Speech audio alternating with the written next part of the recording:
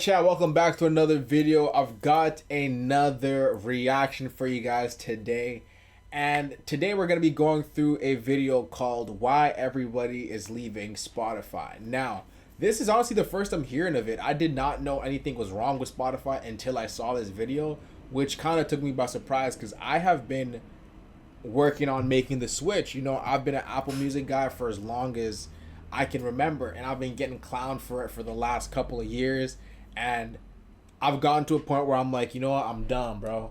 I don't know if it's the Apple Music prices, I don't know if it's the fact that their discoverability isn't good and they don't give me good recommendations, but it's time for me to make the switch. And then finally, when I've made the decision, now I come up on this video. Oh! So let's figure out why everybody is leaving Spotify.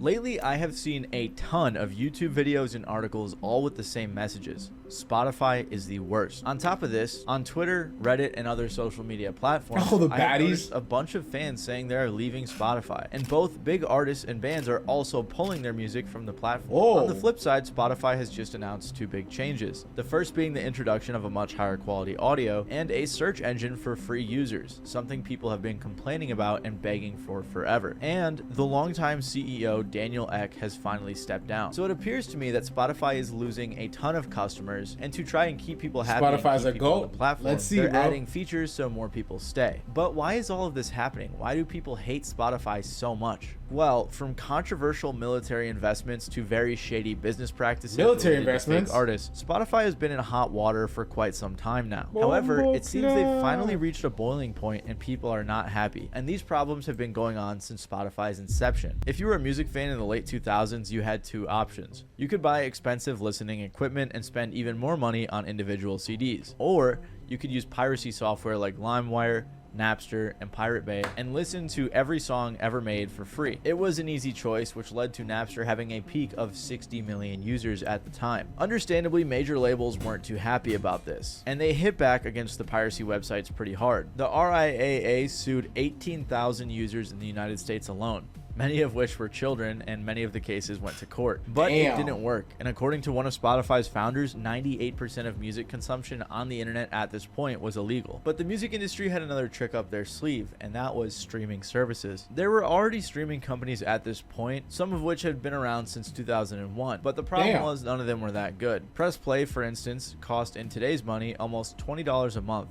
And for that price, you would only get 300 streams a month. Not only that, but these services were often slow and clunky with extremely long buffering times. And that's when Daniel Ek comes into play. He was a talented programmer, and he claimed in the past that he founded Spotify because he wanted to save music. But given the fact that Spotify was initially going to host videos and movies too, this seems a little doubtful. In fact, Ek himself seems to have very little interest in music at all. His statements have often gotten him into controversy for this very reason. In 2024, he tweeted that the cost of producing content was close to zero. While earlier he said that you can't record music once every 3 to 4 years and think that's going to be enough. So he's definitely on some evil tech CEO type of vibe. Anyways though, Spotify soon became very successful, and only 2 years after its launch it had 10 million users. Compared to its competitors, the Spotify experience was seamless. Ek and his partner Martin Lorentzen also had the perfect qualifications. Lorentzen was an expert in advertising, meaning Spotify's name recognition grew rapidly, while Ek's experience was in search engine optimization, which meant it was extremely easy to find the song you wanted. Spotify was also affordable. At $10 a month, you got almost every song you could ever want, but this affordability came at a price. Spotify doesn't actually pay their artists per stream, at least not directly. Instead, Spotify takes the total revenue for a year, keeps 30% for themselves, and then distributes the rest to artists, depending on what percentage of total streams they were responsible for. So let's say, for example, 1% of Spotify streams are from Taylor Swift. She would get 1% of the total pool of artist revenue, except Taylor herself would probably only keep around a quarter of that money, and the other 3/4 would go to her label. On average, Spotify pays out around 0.004 cents per stream, with the label's cut being taken out.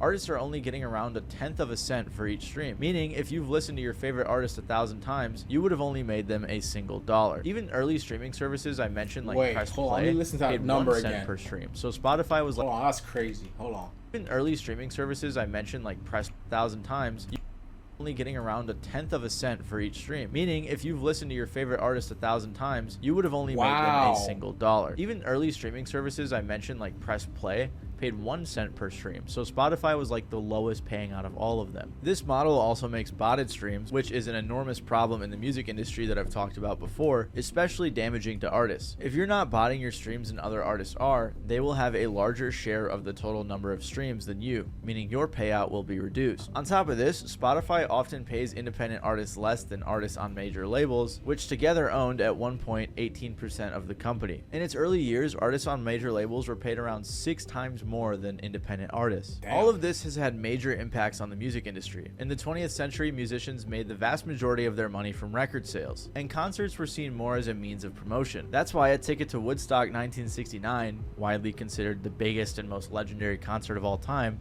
with artists like Jimi Hendrix there, cost around $100 in today's money. Today, things are obviously very different, and part of the reason that concerts are so expensive is because artists need those and rely on them to make a lot of their money. Of course, there's other reasons that I've also covered, but that's a big chunk. Low payouts are the main reason why, historically, musicians haven't put their music up on Spotify. The Beatles, for instance, were entirely absent from Spotify for its first 9 years, because they feared that it would damage their sales. Jay-Z withdrew his music in 2017 in a failed attempt to start a rival which would compensate artists.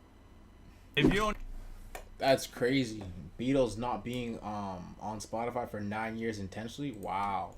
Compensate artists more fairly. Spotify has always claimed that they can't afford to pay artists more, and that might have been persuasive previously when they were losing tons of money every single year, but last year Spotify had a profit of over $1 billion, most of which evades taxes entirely because the company's headquarters is in Luxembourg, a notorious tax haven. If services like YouTube Music can afford to pay out around twice as much as Spotify per stream, I'm sure they could pay a bit more too. How many monthly streams would you have to get as an artist in order to earn minimum wage?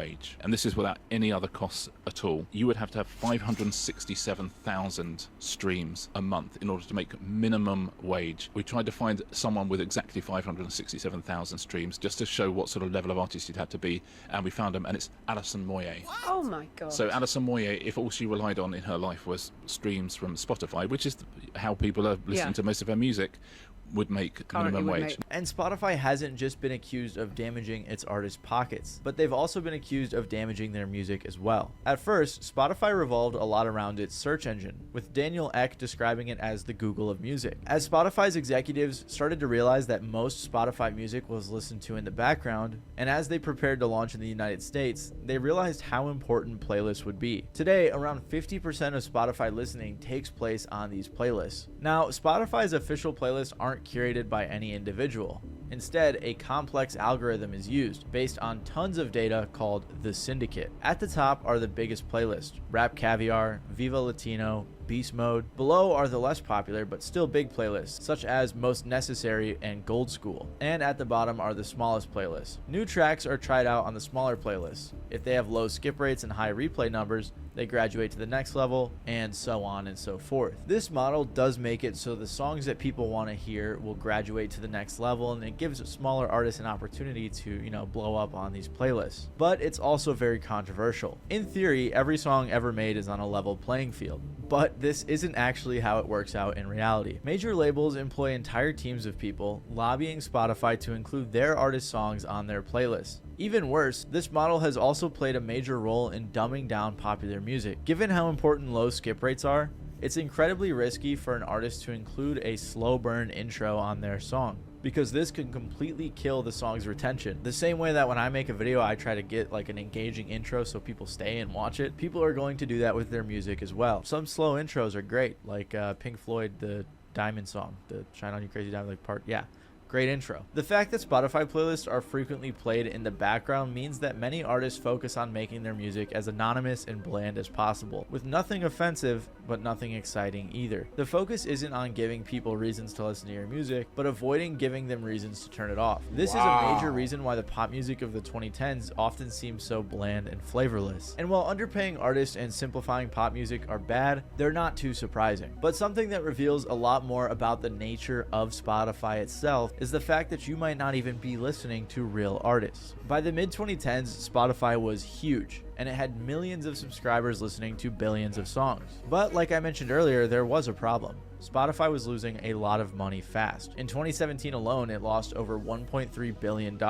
At the same time, it was paying out a ton of money to record labels. So Spotify began to wonder, as more and more of its users were listening purely in the background, why were they paying full price royalties if its users were only half listening? So that's when Spotify decided to pump out tons of tracks by ghost artists. This means that they would pay session musicians on the cheap to pump out hundreds of bland, personality-less songs tailored perfectly to the needs of a specific playlist. As one musician employed this way put it, the goal is to be as milquetoast as possible, play simply and inoffensively. Individual studio musicians have admitted to cranking out dozens of tracks in a single studio session, giving them all one-word names, and then collecting their check. Spotify also buys the rights for these songs, so even if your track gets tens of millions of plays, you'll be paid the same low flat rate. According to an investigation by the Swedish newspaper News of the Day, only 20 individual musicians are responsible for the work of 500 separate Spotify artists, whose tracks collectively have millions and millions of streams. And Spotify gets really weird, and they start to lie and create stories to make you think that these are real artists. For example, on the Spotify page of an artist called Ekfat, it claims that the music is the work of a classically trained Icelandic beatmaker who graduated from a music conservatory in Reykjavik. I still have no idea how to say that town's name, but it seems cool, so maybe let me know in the comments below. He got his big break when he joined the Lo-Fi Rockers crew in 2017, but this whole description is completely false, and instead this artist's music is the work of 3 completely separate Swedish session musicians. All of this is why if you go on a playlist like Peaceful Piano,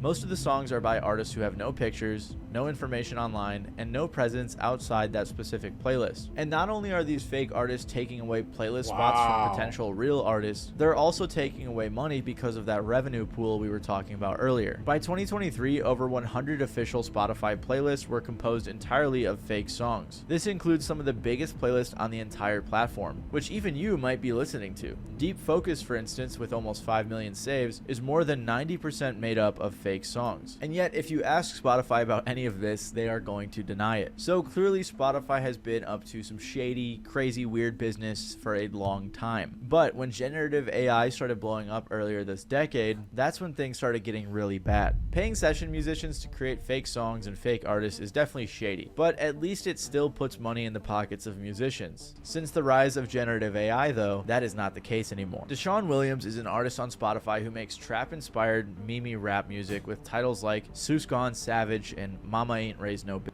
Despite releasing his first song in April of this year, he has gone on to release 127 more, amassing 324,000 monthly listeners, with numerous tracks over 1 million plays. And yet, if you couldn't tell from the incredibly ugly covers, or the fact that several of his songs sound nothing like each other, Deshaun Williams doesn't actually exist. Instead, everything about him, the instrumentals, the lyrics, and the album covers and song titles, have been generated by AI. But Deshaun Williams is far from the only one. There are literally thousands of other artists just like him. For example, Tennessee Reaper, Georgia Phantom, and most infamously of them all, The Velvet Sundown, who at one point had 500,000 monthly listeners and became a very huge topic for a few months ago. I was actually doing some research on Spotify when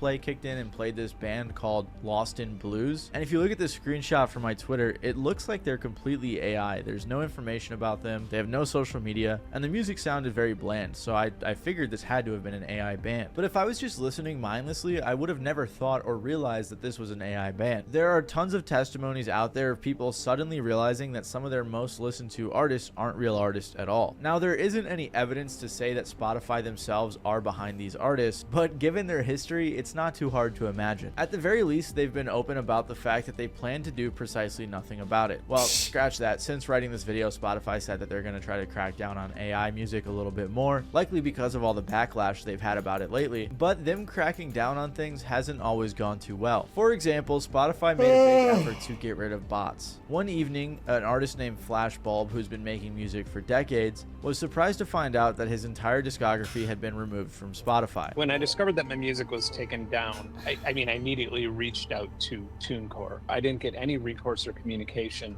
until I had already not only contacted the CEO of TuneCore and had colleagues of mine also contacting her and driving her crazy, but the parent company of TuneCore finally poked and said, hey, are you going to deal with this or not? I would have had a different distributor distribute my music to DSPs, but come to find out, there's not really a great one currently. The reason was because he was accused of using botted streams, but he actually had done nothing like that. So Spotify kind of pulls numbers out of the air and says, hey, we think that this person is using a botted playlist, or we think that this person is committing streaming fraud in some way. And then when I finally did get a response from somebody who made that decision, they claimed that they had evidence that they wouldn't show me the evidence, but they claimed that they had evidence that I was committing streaming fraud. Instead, somebody looking to create a quick buck had created a playlist composed of AI songs and had bots listen to each track thousands of times in order to get a share of Spotify's revenue pool. But to make the playlist look legit, they had also been sure to add a few legitimate artists. Spotify, like I said, has been trying to clamp down on this stuff, but they kind of just disregarded the actual fake songs and got everybody in the playlist. What this could mean is that if you really hate a specific artist, there's nothing to stop you from creating a playlist of AI songs, adding some of their music too,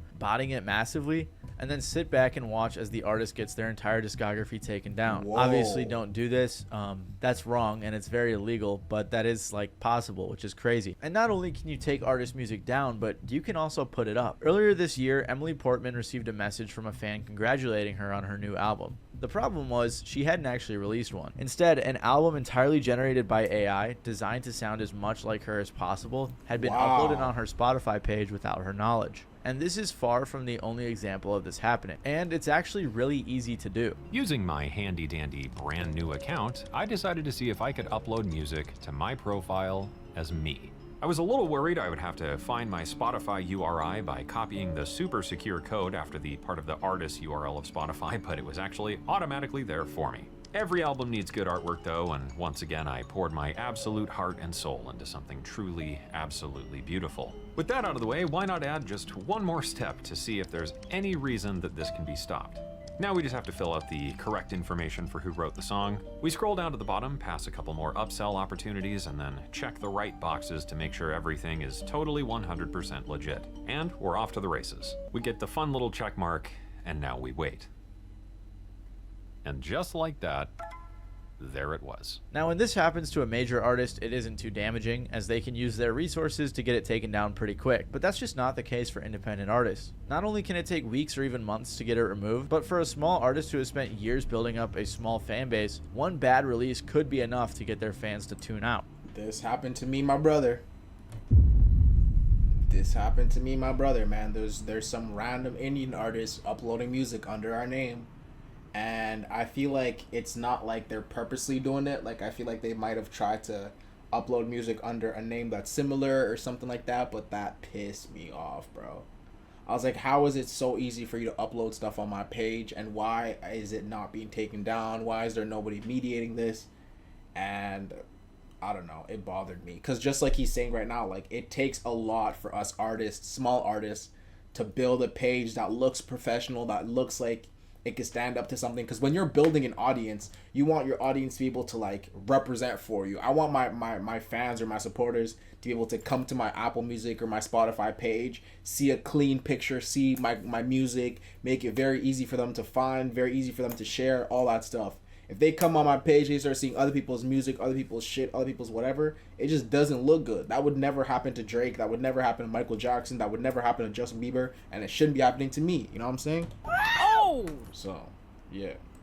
However, none of these controversies are the reason for the recent exodus of Spotify, because this next one might be one of the worst. Spotify's founders have never bothered hiding their political views, or the fact that they tend to be fairly right-wing. Eck and Lorentzen have both called for lower taxes and less regulation. Lorentzen has even worked directly with the Moderate Party, Swedish politics' primary right-wing force. But none of this has ever really caused much pushback until recently. In 2021, Daniel Eck invested 100 million euros into Helsing, a weapons company that specializes in drones and AI-driven warfare. And it just sounds kind of like an evil company that you'd see in a sci-fi movie. While Helsing's founders have promised to only sell weapons to democracies, that includes at least one country which is pretty controversial. The one and only Jewish state and the only democracy in the Middle East. Earlier this year, however, Eck went even further, not only investing an extra $1 billion, but also becoming chairman of the company, and people were not happy. But people's actions weren't only limited to complaining. In June, Deerhoof, a rock band that's pretty big in the experimental scene, withdrew their music from Spotify. Juju or Gigi, I don't know how I'm supposed to say that, but they also pulled their music too. And just recently, the biggest band so far announced they would be following. Massive Attack, a group with 8 million monthly listeners. In the case of Spotify, the economic burden that has long been placed on artists is now compounded by a moral and ethical burden, whereby the hard-earned money of fans and the creative endeavors of musicians ultimately fund lethal, dystopian technologies. Enough is more than enough. So far, none of these artists have been big enough to pose a threat to Spotify, but when in 2021 Neil Young and Patti Smith withdrew their music from Spotify in response to Spotify's deal with Joe Rogan, Spotify quickly responded by adding disclaimers about COVID-19 misinformation to relevant podcasts. However, considering how much money they have wrapped up in this new Helsing deal, and the fact that Daniel Ek is now the chairman, it would be surprising if they back down this time around, unless a ton of major artists pulled their stuff. Regardless, all of these issues have a common thread.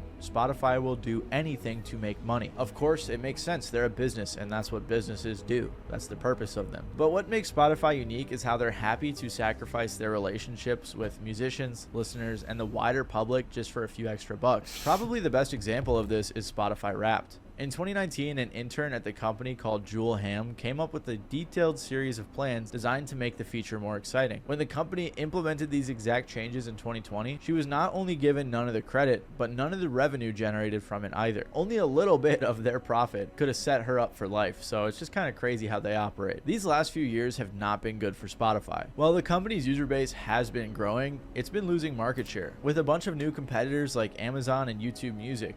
And with Apple stepping up their game, they can no longer take their place at the top of the music streaming game for granted. And of course, on top of this, their public image has been completely eviscerated, which is why I think they're making all of these changes and improvements. With all of the massive backlash they've gotten lately, they want to try to save face and keep up with their competitors. Clearly, it's working to some extent, with people being very excited about the new feature to mix your playlists, but if things continue the way they have been, I can see a future where other streaming services swiftly overtake the once dominant Spotify. If you like this video, you might like my video about Jay-Z's Spotify competitor Tidal, which definitely failed at first, but honestly, we don't need to hear about Tidal and everything like that. But I ain't gonna lie, yo, I don't know how much of that affects the user experience, you know what I'm saying? But I feel like, to me, what made me want to switch over to Spotify was the fact that it had better discoverability in terms of just recommending me newer artists and shit like that. But again, if they start recommending me some AI shit that's fake, and then I come to an epiphany that the new artist that I've been vibing out to is not real, I ain't gonna lie, I ain't with that shit, bro. I ain't trying to go through all that, bro. But some of Spotify's best features, like the transition thing or the blending of music, Apple Music has that now. It's been very late, but I just recently updated my phone and we finally got that. I don't know if that's me being late or if that's Apple Music being late, but you know? So I don't know if Apple Music just had better discoverability, I wouldn't need to switch, bro. I really wouldn't need to switch. But then again, is it worth the switch and going through all that headache just to risk falling into some more AI bullshit, bro? I don't know, man. Let me know what y'all think in the comments down below, y'all. Are you guys Spotify crew, or are you guys team Apple Music? Let me know. And if you're team Spotify, let me know if the change is actually worth it. What do you guys experience on Spotify? And like I said, is it really worth it? You feel me? All right, yeah. I'm getting gritty on these niggas. I'm getting gritty on these bitches. Here we go, now they talking again. Hey, yeah. All right. I'm getting gritty on these niggas. I'm getting gritty on these bitches. Here we go, now they talking again. Yeah. I'm getting gritty on these niggas. I'm getting gritty on these bitches.